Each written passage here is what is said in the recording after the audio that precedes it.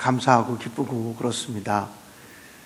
첫 시간 어색하게 시작했는데 이제는 정말 이 강단에서 설교하는 것이 참 익숙하고 정말 하나님께 감사하다.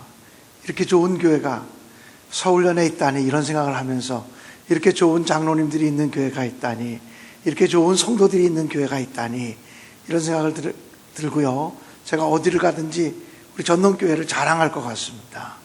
전농교회를 홍보해주는 홍보대사가 될 것 같습니다. 너무 귀한 교회라고 느끼면서 시간 저도 은혜 받고 저도 감격하면서 말씀을 전하고 있습니다. 이 시간에 예물 봉헌하신 분들이 있습니다. 이광선 목사, 장미애 사모, 박수진 성도님, 송윤범 목사님 어저께 오셨는데 예물 봉헌하시고 가셨습니다. 조영숙 권사, 최금현 권사, 홍준표 집사, 정영래 권사, 김견호, 김혜영 성도, 신인옥 권사, 임충우 장로, 이영환 권사, 김세진 청년, 신내교회 장은주 권사, 김기배 김춘자 권사, 강인숙 권사, 임월주 권사, 신수님 권사, 이권택 정정숙 권사, 신정열 권사님 1000번째 648번째 예물 봉헌합니다. 기도하겠습니다. 거룩하신 아버지 하나님, 좋으신 우리 하나님 감사합니다. 성의 4번째 날 새벽 집회로 모이게 하시고 이 시간도 하나님의 은혜를 사모하고 하나님의 음성 듣기를 사모하는 거룩한 주의 백성들이 이곳에 모였습니다. 특별히 하나님께 소원하는 마음을 가지고 예물 드리며 주님 앞에 나아온 손길이 있습니다. 저들의 기도의 제목, 마음의 소원들을 연락하여 주시고 성령 충만함을 주시옵소서. 또 그 가정에 하나님의 기쁨이 넘치게 하여 주옵소서. 세상이 줄 수 없는 하늘의 평화가 임하게 하여 주시옵소서. 존귀하신 예수님의 이름으로 축복하며 기도 드리옵나이다. 아멘. 어저께 저녁에도 말씀을 드렸습니다만 부흥 강사마다 하나님이 주시는 은사가 있다고 저는 생각합니다. 저는 하나님이 저를 부흥 강사로 부르셔서 이 강단에서 말씀을 증거하게 하시는 것이 하나님의 부르심이라고 믿습니다. 제가 이제 부흥회를 이렇게 다니지 않습니까? 그러면 저는 어느 교회에 가서 부흥회를 하든지 부흥회 때 그 교회가 성회가 끝나고 감사한 마음으로 저에게 사례를 해주시면 저는 그 다음 주일날 저희 교회 가서 그 교회가 사례해준 봉투 그대로 하나님께 선교 헌금으로 드립니다. 아마 전농교회도 저한테 사례금을 혹시 주실지 모르겠는데 그럼 저는 그 다음 이번 돌아오는 주일날 전농교회 헌금 봉투 그대로 하나님께 선교 헌금으로 전액을 다 봉헌합니다. 제가요 목회하면서 만약에 목회에 소홀하고 부흥회만 다니는 목사라면 저 자신도 당당하고 떳떳하게 복음을 전할 수 없을 것입니다. 그러나 제가 물질에 대한 욕심이나 이런 것 때문에 하나님의 일을 하지 않는다고 하는 것을 저는 늘 고백하고 싶은 것입니다. 좀 이따 간증하면서도 그런 얘기를 좀 하겠습니다만 오늘 이제 저녁 집회만은 온 교우들이 좀 마음을 좀 모았으면 좋겠습니다. 10시간을 위임 맡아서 이곳에 섰어요. 여러분, 제가 강사로서 10시간인데 이게 그 10시간 설교 시간을 합하면은 아마 20시간 정도, 저녁 집회 시간이 길기 때문에 17시간에서 20시간 정도의 설교하시는 이 시간을 제가 할애받는 거예요. 그럼 주일날 대예배 때 제가 보통 설교를 25분에서 30분 설교하는데 25분에서 30분 설교하는 거를 30번 내지는 40번 설교하는 시간을 제가 이 부흥회 때 쓰고 있는 것입니다. 다시 말하면 보통 담임 목사님들이 주일 대예배 강단에서 1년 동안 외치는 메시지로 사용하는 시간의 절반을 제가 이 부흥회를 통해서 여러분과 말씀을 나누고 있는 거예요. 그러니까 이 시간이 얼마나 귀한 시간인지 몰라요. 저도 이 시간을 한 시간도 소홀히 할 수 없다. 단 한 시간도 그냥 대충 넘어갈 수 없는 시간이다. 이광선 목사님이 그렇게 사랑하고 그렇게 사랑하고 아끼는 이 강단을 부족한 종에게 위임해 주었는데, 그리고 사모하는 마음을 가지고 이곳에 나오신 성도들에게 한 말씀이라도 들려주고 싶다라고 하는 생각이 간절해요. 그래서 오늘 저녁에는 우리가 조금 부담을 가지고 좀 한번 힘써서 모였으면 좋겠다는 마음이고요. 그래서 또 저에게 주신 은사가 교회 학교를 축복하는 은사예요. 저는 지금까지 37년간을 목회하면서 몇 번 교회를 옮기면서 목회를 했습니다만, 가는 데마다 교회 학교의 부흥을 일으켰어요. 이건 제가 일으킨 것이 아니라 하나님이 저를 통해서 하시기 원하시는 일이라고 믿어요. 가는 교회마다 교회 학교 부흥, 어린이부의 부흥, 학생부의 부흥, 청년부의 부흥이 일어나게 하셨습니다. 그래서 저는 제가 가는 데마다 부흥회를 하면 성의 마지막 날은 어린이를 축복하고 학생들을 축복하고 청년들을 축복하고 싶은 마음이 간절해요. 그러므로 여러분도 하나님의 축복을 사모하는 마음으로 자녀들과 좀 함께 하시기를 간곡히 부탁드리고, 성의 기간 동안에 특별히 하나님이 내 마음을 만지시고 내 심령을 새롭게 하시고 나로 하여금 감사를 깨닫게 하셨다고 그렇게 생각이 되어진다면 감사를 고백하는 예물을 진실되게 하나님께 드렸으면 좋겠어요. 그리고 아직도 감사가 느껴지지 않는 사람들은 감사를 믿음으로 고백하며 선포했으면 좋겠어요. 그래서 성의 마지막 오늘 저녁 예배 헌금은 하나님 뭐뭐 하게 해주세요, 아들 취직시켜 주세요, 남편 진급시켜 주세요, 병 낫게 해주세요, 이런 어떤 그 청유형의 기도가 아니라 하나님 감사합니다, 하나님 감사합니다라고 하는 감사의 예물을 우리의 마음을 담아서 하나님께 봉헌할 수 있기를 간곡히 부탁을 드립니다.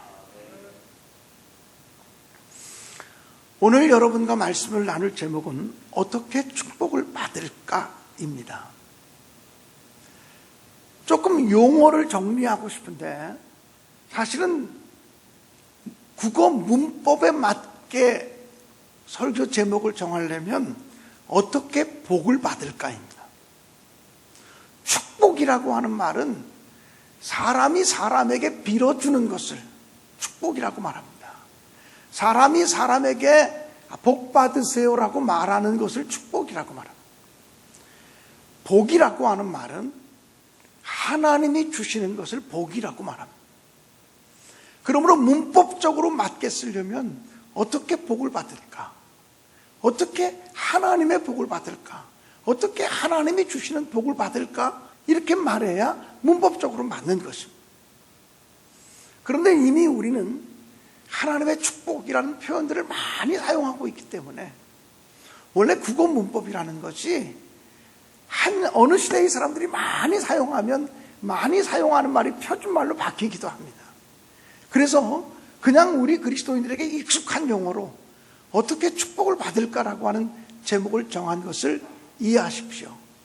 제가 보니까 이 교회도 국어 선생님들도 있고 그래서 국어 선생님들이 계시면 이런 거 걸릴 수 있어요. 우리 목사님이 문법이 안 맞네, 이러면 그 다음에 문법도 안 맞는 목사가 설교하는 거 귀에 안 들어올 수 있어요. 그래서 제가 좀 영어 설명을 드리고서 설교를 시작하는 것입니다. 여러분, 제가 목회를 하면서 보니까 복을 사모하지 않는 사람은 한 사람도 없어요. 다 복 받기 원해요. 나는 우리 기독교가 무당 종교와 같이, 무속신앙을 하는 종교와 같이 되지 않기를 원해요. 복 받기만을 위해서 예수 믿는 사람이 되지 않았으면 좋겠다는 생각이 들어요. 그리고 우리가 바라는 복이 반드시 물량적이고 세속적인 것이 아니기를 간절히 원해요. 우리 기독교가 무속 종교화되는 것은 경계해야 된다고 분명히 믿어요. 여러분, 일제시대 때 우리나라의 지성인 중에 지성인이었던 단재 신채호 선생님은 용과 용의 대적전이라고 하는 수필을 통해서 기독교를 비판했어요. 처음에 신채호 선생님은 우리나라에 구한말에 기독교가 들어왔을 때 기독교야말로 이 민족을 살리는 종교가 될 것이라고 기독교에 대해서 극찬했어요. 왜냐하면 기독교가 말하는 성경에 나오는 정신을 보니까 이거는 유교나 불교가 얘기하는 것과는 전혀 격이 다른 굉장한 진리라고 하는 사실을 발견하고 기독교가 이 세상을, 우리나라를 새롭게 할 거라고 하는 믿음을 가졌어요. 그런데 한 몇십 년 지나고 나니까 기독교가 샤머니즘화 되는 것을 보고, 아, 기독교도 별 수 없구나 이러면서 기독교를 비판했다라고 하는 거예요. 여러분, 우리나라에 불교가 들어왔습니다. 그런데 우리나라의 불교는 본래 인도에서 시작되어진 불교와는 전혀 다른 불교가 되었습니다. 우리나라의 불교는 샤머니즘화된 불교가 되었습니다. 우리 민족의 심성 속에 샤머니즘이라는 것이 있기 때문에 그렇습니다. 우리 민족의 심성 속에 있는 샤머니즘의 문화가 불교를 잡아먹은 것입니다. 그래서 정통 불교는 없어지고 샤머니즘화된 불교만 남아있습니다. 그리고 우리나라에 유교가 들어왔습니다. 그런데 지금 우리나라의 유교는 중국에서 시작된 정통 유교와는 전혀 다른 길을 걷고 있습니다. 몇백 년 지나고 나니까 유교의 본래의 모습은 없어지고 샤머니즘화된 유교로 전락되었습니다. 무당 종교화된 유교가 남았다라고 하는 거예요. 기독교 선교 130년, 140년이 되고 보니까 성경의 종교로부터, 성경의 기독교로부터 이탈해서 샤머니즘화된 기독교로 변질돼 가고 있는 것을 우리는 보고 있어요. 그래서 매일 강단에서 말씀을 선포하는 주의 종으로서 가장 조심해야 될 것이 성도들에게 복을 빌어주면서 축복받아라, 복 받으세요라고 말할 때 세속적이고 물량적이고 현세적인 샤머니즘화된 복만을 얘기한다면 이것은 잘못된 복음, 변질된 복음을 이야기하는 것이라고 생각을 해요. 근데 그럼에도 불구하고 나는 목사로서 내가 하나님을 믿는데 내가 의지하는 하나님이 복의 근원 되시는 하나님이라고 하는 사실을 분명히 믿어요. 복 주시는 하나님이심을 저는 분명히 믿어요. 하나님을 진실되게 따가면 우리가 이 세상에서도 100배의 복을 받게 하신다는 말씀을 믿어요. 이 세상에서 우리가 복음을 믿으면 고난도 받지만 예수님을 따라가는 길은 십자가의 길이고 예수님을 따라가는 길이 고난의 길이기 때문에 환난도 고난도 역경도 당하지만 분명히 주님이 직접 하신 말씀처럼 이 땅에서도 우리는 100배의 복을 받을 거예요. 그리고 내세의 영생을 얻지 못할 자가 없을 것을 믿습니다. 그런데 요인들을 보면 저는 두 가지 부류가 있다고 생각해요. 첫 번째 부류는 복을 따라가는 사람, 복을 쫓아가는 사람이에요. 이 사람의 관심은 언제나 복에 있어요. 그래서 복 그러고 살아. 여러분, 우리 민족이 복받기를 얼마나 사모하는 심성을 가지고 있는지, 제가 어렸을 때만 해도 60년대, 이제 저는 59년생이에요. 제가 어렸을 때 60년대 초반, 초등학교 들어가기 전에 기억들이 생생한 게 참 많은데, 그 60년대 초반의 시기를 살아갈 때 보면 그때는 집에 도배지도 못 바르고 사는 집들이 많았거든요. 신문지 같은 거 발라놓고 사는 경우도 있었고 막 그랬거든요. 그런데 나중에 도배지가 생겼는데 그 도배지에 한문으로 복자를 새겨가지고요, 복자가 새겨진 도배지를 바르고 살았던 경험들이 있어요. 밥그릇에도 복자를 새겨놔. 숟가락 젓가락에도 복자를 새기고 먹었어요. 집에 움직이는 화장실, 요강에도 복자가 새겼어요. 먹을 때도 복, 나갈 때도 복이다. 그리고 복자를 새기고 방송에 복자가 새겨져 있었어요. 지금 생각하면 얼마나 촌스러워요.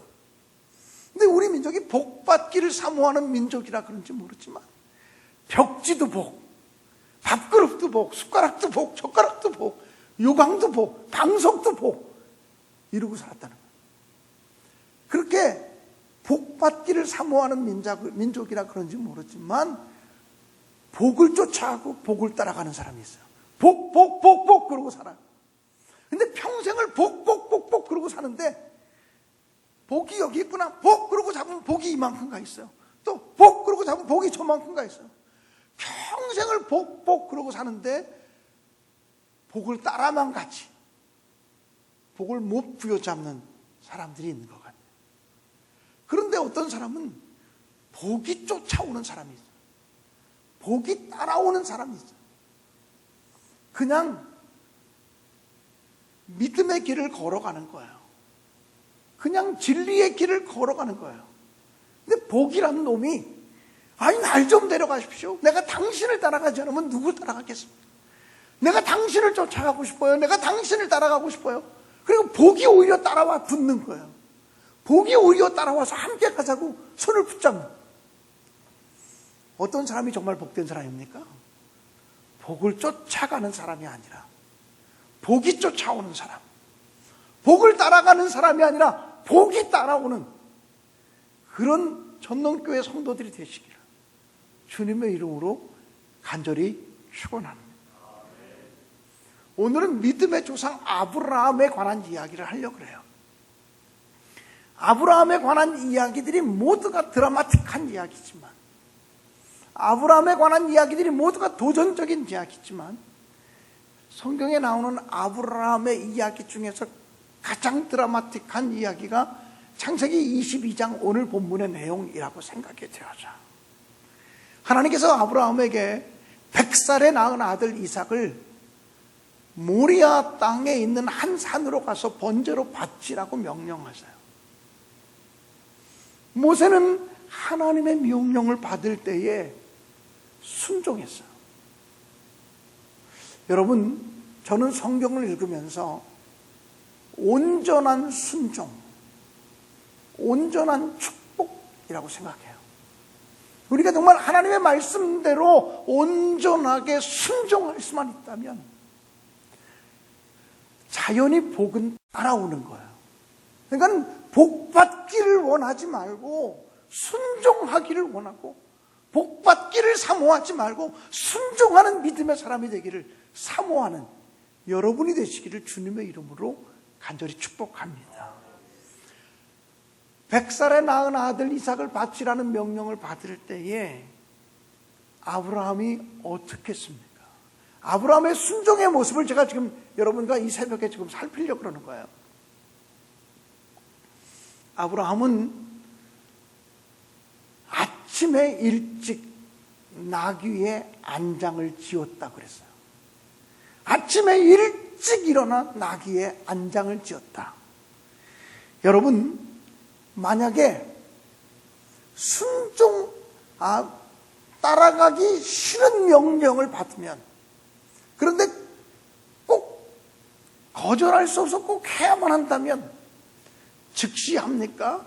최대한 뒤로 늦췄다가 합니까? 즉시 합니까? 민기적 거리다가 하게 됩니까? 하기 싫은 명령에 복종할 때는 최대한 뒤로 늦추다가 민기적 거리다가 마치 못해 따라가게 되는 거예요. 그렇지 않습니까? 근데 아브라함은 100살에 낳은 아들 이삭을 바치라는 명령을 받을 때도 아침에 일찍이 일어나 나귀의 안장을 지었다 그랬어요. 뭐 즐거운 명령이라도 받은 것처럼 아침에 일찍이 일어나 나귀의 안장을 지은 아브라함의 모습을 통해서 아브라함의 순종은 즉각적인 순종이었다고 하는 사실을 발견하게 됩니다. 사랑하는 여러분, 하나님의 명령을 받을 때 믿음으로 즉각적으로 순종하는 여러분 되시기를 주님의 이름으로 간절히 축원합니다. 제가 예전에 다른 교회에서 목회할 때 저는 교인들이 날마다 성경 말씀을 묵상하고 큐티하는 것을 굉장히 강조하는 목사입니다. 그래서 우리 교인들에게도 날마다 같은 말씀을 가지고 날마다 같은 말씀으로 묵상하자고 얘기를 해요. 매일 혹시 새벽 기도 나오지 못해도 매일 똑같은 말씀을 묵상하면서 하루를 시작하는 교인이 되어야 하나님께서 마음을 하나로 모아주신다고 믿는 목사거든.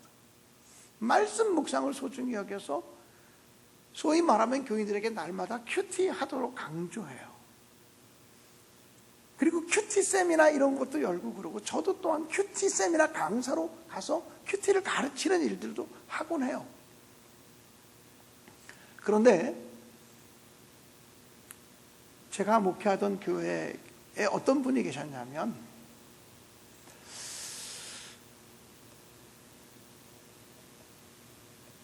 그 당시에 40대 중반 정도의 교인이셨는데 저도 40대 중반이었고요.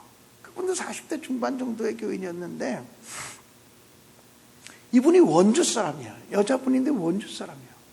원주 여고를 나왔는데 공부를 너무너무 잘해서 그냥 대학교 좋은 대학을 갈 수 있는 실력을 가지고 있었어요. 근데 너무나 완고한 아버지를 만났어요. 그 아버지는 무슨 놈의 딸이 대학까지 가려고 그러냐. 옛날 아버지들이 그런 분들이 많아요. 무슨 놈의 계집애가 대학까지 가려고 그래. 너 고등학교까지 졸업하면 됐어. 너 고등학교 졸업하고 빨리 취직해서 오빠들 뒷바라지 해. 이런 거죠. 자기는 너무 공부하고 싶었어요. 근데 아버지가 도저히 대학교 들어가면 등록금을 대줄 것 같지가 않은 거예요. 그래서 그분이 간호사관학교를 들어갔어요. 간호사관학교는 등록금 없이 기숙사에서 국가가 다 대주는 학교니까 간호사관학교를 들어서 간호장교가 됐어요. 간호장교가 돼가지고 군대에서 연애해가지고 ROTC 출신으로 들어왔던 사람과 만나서 결혼해서 가정을 이뤘어요. 그 가정을 이뤘는데 이분이 그 남편 될 사람이 나하고 결혼하면 아버지 어머니를 모시고 살아야 된다고 얘기하더래요. 아, 그럴 수 있다고. 내가 군대에서 연대장님도 모시고 뭐 사단장님도 모시고 살았는데 군대에서 연대장님께 복종하듯이 사단장님께 순종하듯이 하면 시아버지 시어머니께 말하는 거다가 다 복종하면 되지 않겠나. 그리고는 어렵지 않게 나 얼마든지 부모님 모실 수 있다고. 그리고는 결혼해서 시부모님을 모시게 됐어요. 근데 그 시부모님이 굉장히 지성적인 사람들인데 시집살이를 매우 지성적으로 시키는 분이었다. 다시 말하면 시어머니가 한 번도 목소리 톤이 높아지는 법이 없대. 목소리 톤이 높아지는 법이 없고 시아버지도 그렇고 너무 작은 조근조근 얘기해서 들리지 않을 만큼 작은 목소리로 얘기하시는 분인데 얘야 아침을 먹었으니 커피 한 잔을 먹어야 되겠다. 커피 좀 타오거라. 네, 알겠습니다. 그리고 이제 커피를 타다 주면 얘야 이리 오너라. 여기 앉아봐. 얘 너는 친정에서 어떻게 배웠니? 커피는 이런 컵에 타오는 게 아니야. 일로 와봐라. 커피는 이런 컵에다 타와야 된다. 또 커피를 타드리면 얘야 이리 오너라. 너는 도대체 친정에서 어떻게 배웠니? 커피를 타올 때는 밑받침을 이렇게 맞춰서 가져와야 된다. 매사에 모든 일마다 얘야 이리 오너라. 여기 앉아라. 너 친정에서 어떻게 배웠니? 이게 처음에는 아무렇지도 않았는데 이제 그 다음에 부모님이 뭘 시키기만 하면 그 다음에 얘야 너 친정에서 어떻게 배웠냐라는 소리를 들으니까 이게 스트레스가 돼서 견딜 수가 없다. 한 번도 소리 지르는 적도 없고 얼굴 붉히며 얘기한 적도 없는데 그렇게 조근조근하게 시집살이를 시키는. 혹시 여기 그런 부모님들 요즘은 안 계시잖아요.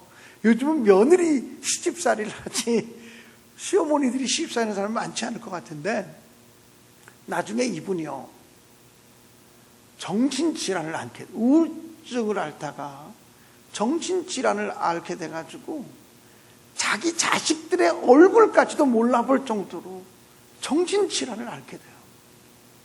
근데 그 남편이, 그 부모님들은 예수 안 믿는 사람인데, 이 남편은 청년 때부터 홀로 교회를 다니던 남편이에요.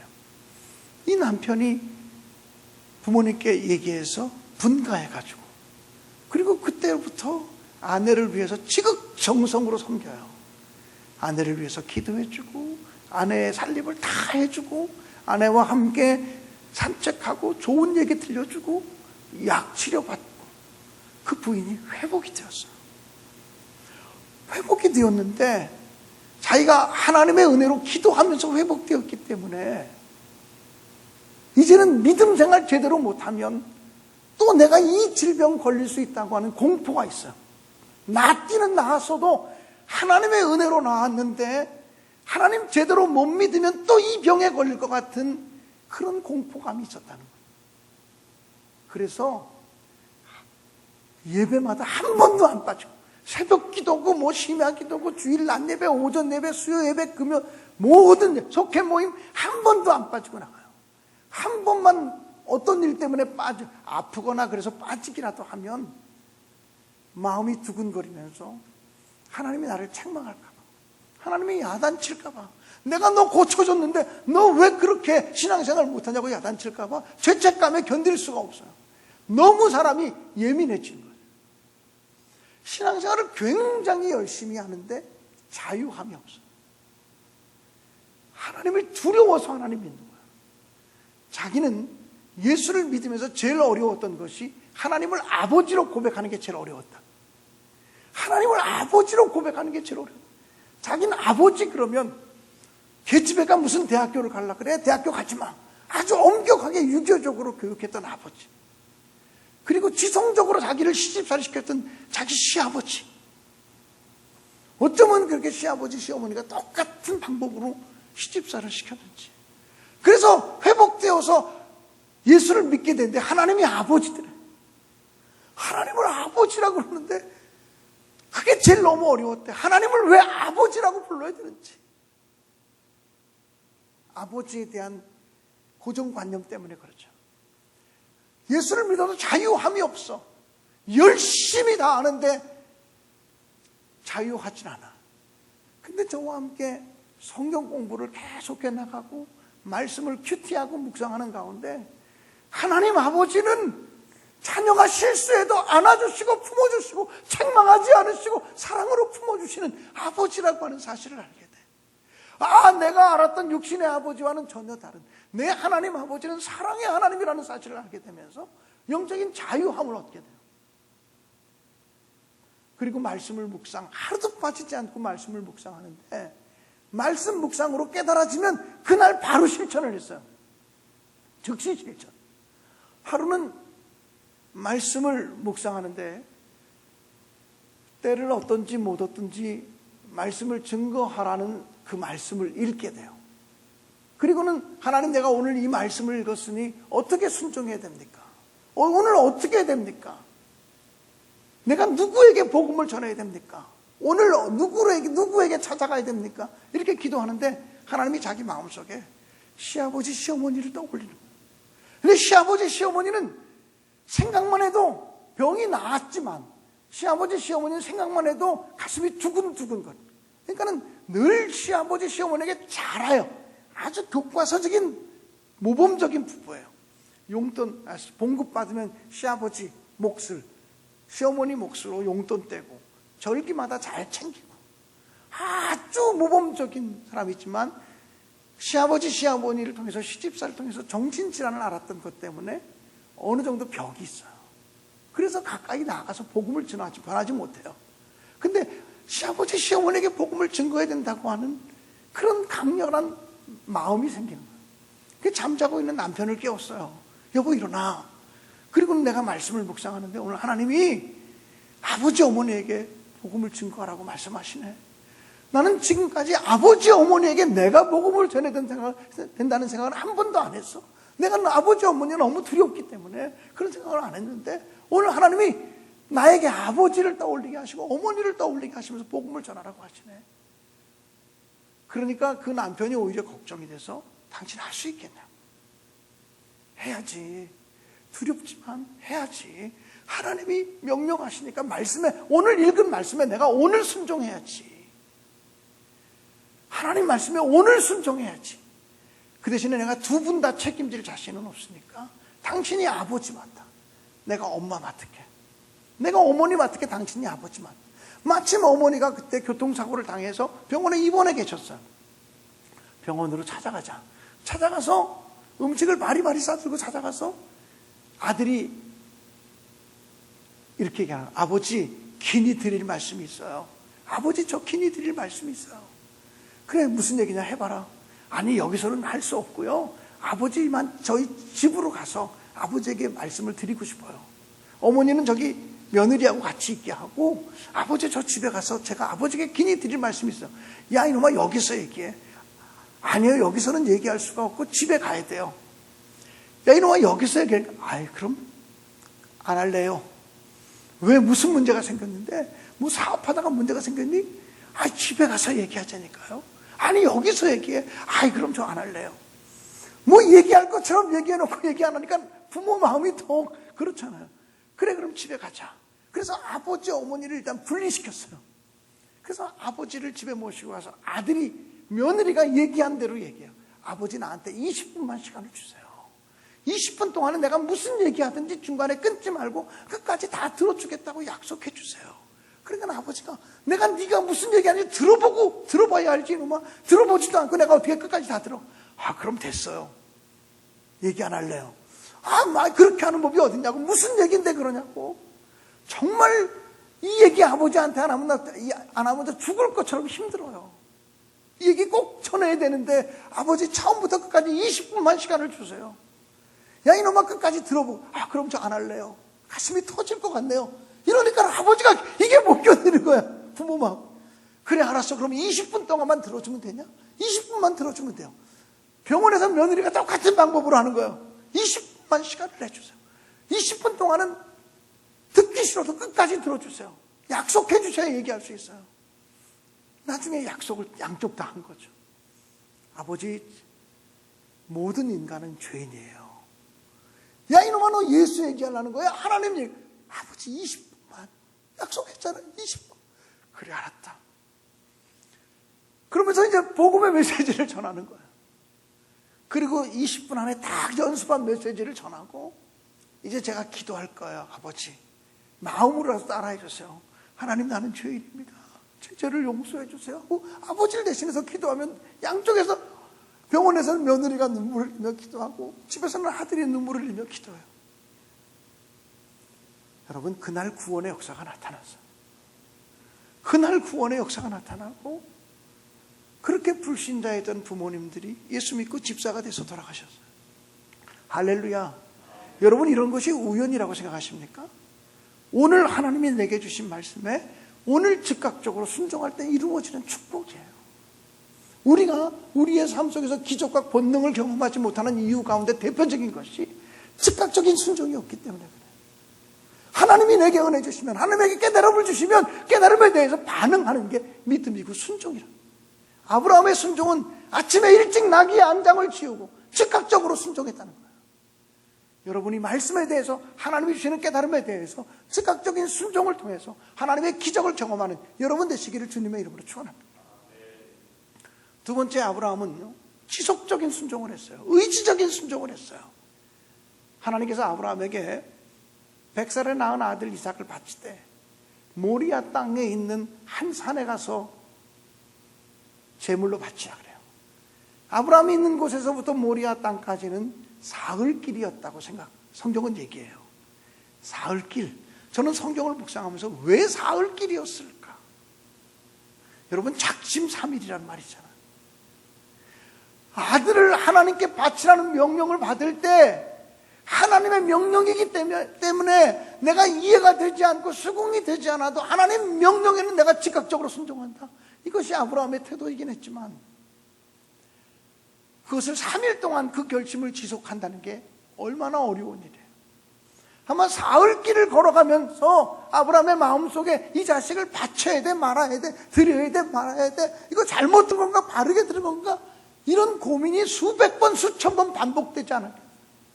근데 아브라함이 사흘 길을 걸어가서 아들 이삭을 모리아 땅에 있는 한 산에 가서 번제물로 바쳤다는 것은 아브라함의 순종이 감정적인 순종이 아니고 의지적이고 지속적인 순종이었다는 것을 말하는 거예요.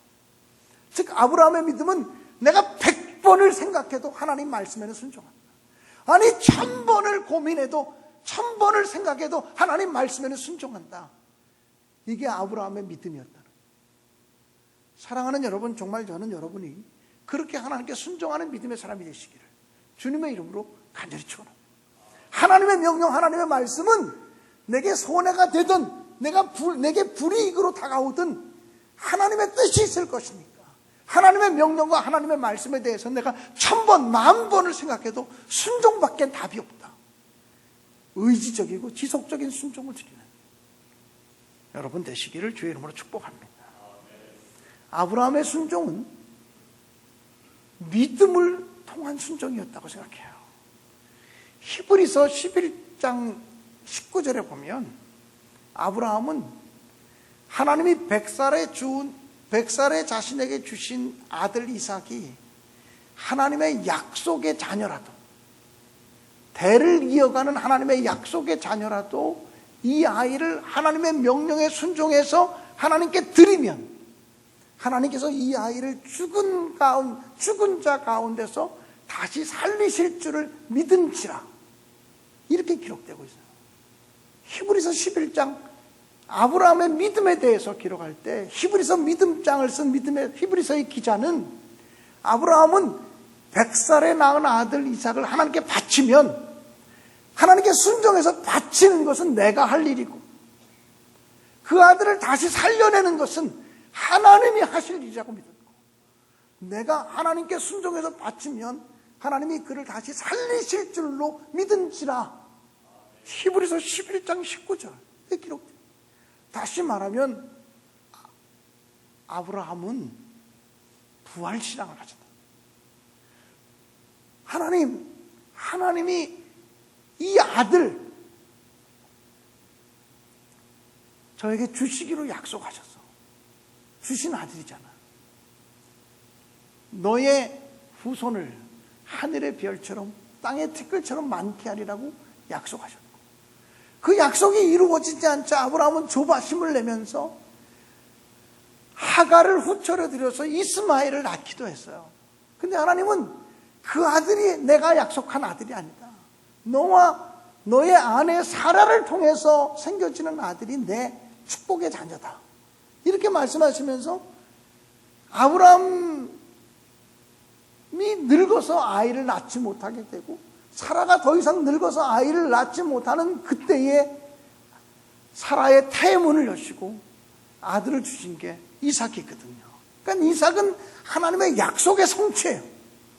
근데 하나님의 약속의 성취로 이루어진 이 아들을 데려간다는 것은 하나님의 약속의 취소와도 같은 거예요. 그런데 아브라함은 자기의 살고 죽는 문제를 하나님께 맡긴 거예요.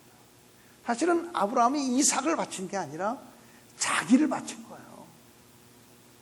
하나님께 자기를 드린 것과 똑같아요. 아브라함은 자기가 100살에 낳은 아들 이삭이라도 바치면 하나님이 다시 살리실 줄을 믿었다. 저는 이 아브라함의 순종은 하나님의 전능하심을 신뢰하는 믿음 때문에 가능했다고 믿어요. 그냥 아브라함은 언제나 내가 하나님 앞에서 해야 되는 일은 순종이고 그 다음에 행하시는 일은 하나님이시다라고 하는 믿음을 가지고 있어요. 사랑하는 여러분, 이렇게 따지고 저렇게 따지고 이렇게 재고 저렇게 재고 그러면 순종 못해요. 예전에 어떤 목사님이 자기네 교회는 교인들을 우리는 단무지 정신으로 예수를 믿자고 가르쳤대요.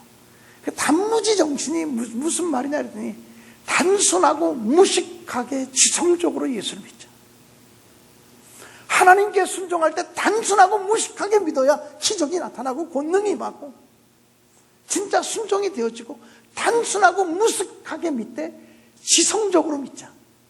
그 단순 무식 지성, 단무지 정신으로 우리는 예수 그 교회 고학력자들이 굉장히 많은 교회거든요. 박사님들이 굉장히 많은 교회, 사회 저명 인사들이 굉장히 많은 교회인데, 우리 교회는 단무지 정신으로 예수 믿자. 사랑하는 여러분, 전동교회도 단무지 정신으로 예수 믿으면 좋겠어요. 여기 보니까 굉장히 지성적인 교회인데, 지성적인 교회일수록 믿음의 역사가 나타나기 어려운 때도 있어요. 근데 우리는 하나님 앞에서는 단순, 무식, 하나님의 명령은 따지지 않고, 하나님의 말씀은 내가 내 생각으로 분별하지 않고, 내 생각으로 재단하지 않고, 하나님 명령은 내가 즉각적으로 순종한다, 의지적으로 순종한다, 그리고 믿음을 활용해서 순종한다.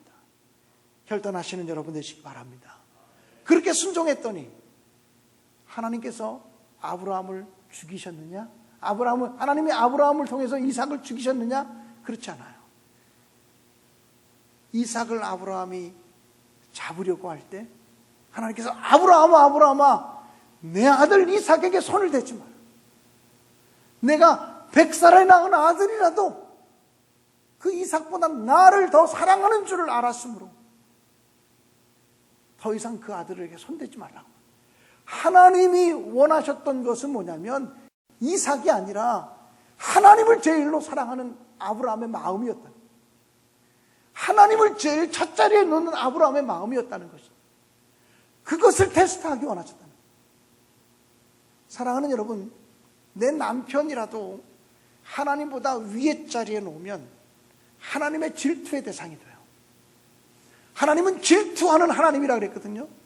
그럼 하나님이 내 남편을 질투하면 내 남편이 살아남을 것 같아요?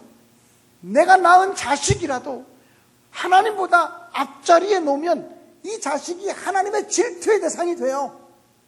그럼 하나님의 질투의 대상이 돼서 이 자식이 살아남을 것 같아요.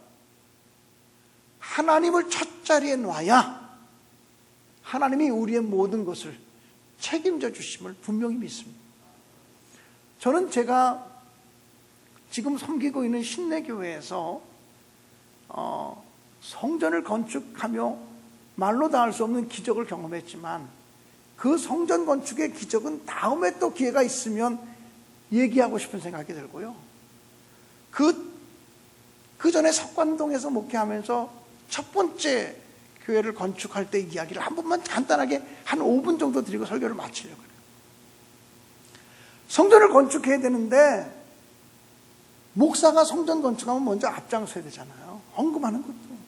목사가 앞장서야 되는데 그 당시 저는 재수 중에 몇백만 원도 만들 힘이 없어서 모아놓은 돈이 100~200만 원도 없는 가난한 목사였어요.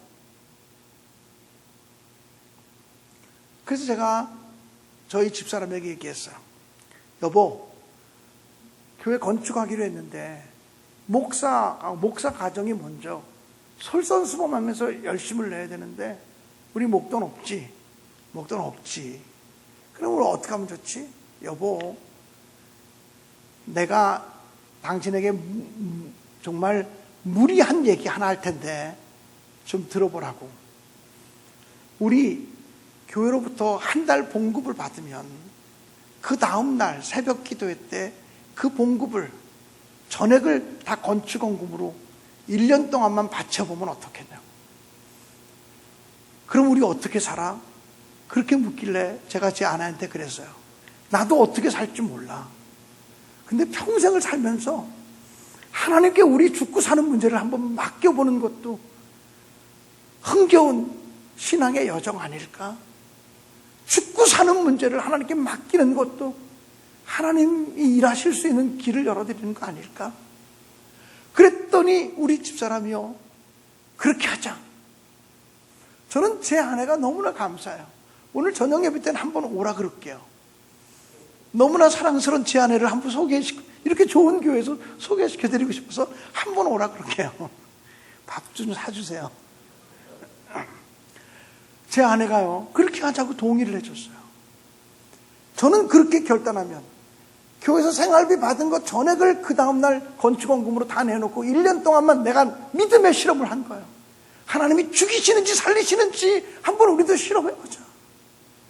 우리가 하나님 앞에서 재정적인 면에 있어서 테스트를 한번 받아보자. 하나님, 물질 없으면 하루도 살아갈 수 없는 세상 속에서 교회가 나에게 생활비 주는 것 전부를 하나님께 다 바치며 1년 동안 한번 살아보겠습니다. 하나님이 죽이시려면 죽이시고 살리시려면 살리세요. 그런 고백을 가지고 건축원금을 작정을 해서, 목사가 건축할 때는요, 그런 결단이 없으면 건축이 안 되니까 그렇게 이제 결단을 하고, 저는 그러면서 제 아내하고 그런 결단을 하면서 성경의 까마귀를 통해서 먹이시는 기적이 있잖아요.